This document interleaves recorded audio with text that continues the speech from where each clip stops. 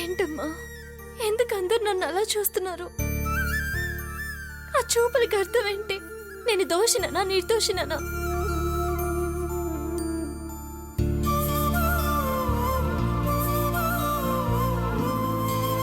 అన్నయ్య, జరిగిన దానికి జాలిగా చూస్తున్నారా? పూజ ఆగిందని బాధగా చూస్తున్నారా?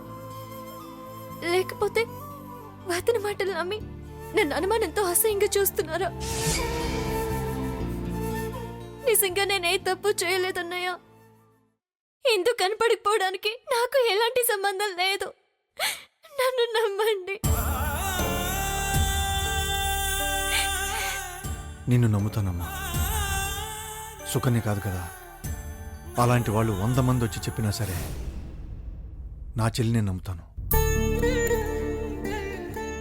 కానీ నమ్మేలా నీ ప్రవర్తన ఉండాలి కదమ్మా.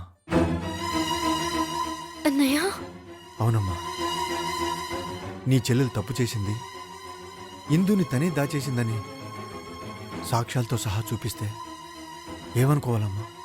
ఎలా అనుకోవాలి?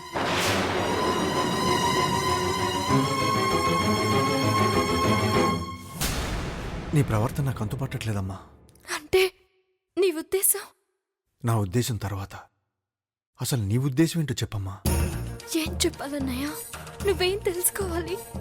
ఇందు కిడ్నాప్కి నీకు ఎలాంటి సంబంధం లేనప్పుడు, ఆ తప్పు నువ్వు చేయనప్పుడు, ఆ రోజు పెళ్లి పందిట్లో అందరి ముందు ఆ నేరం నేనే చేశానని ఎందుకు ఒప్పుకున్నావు?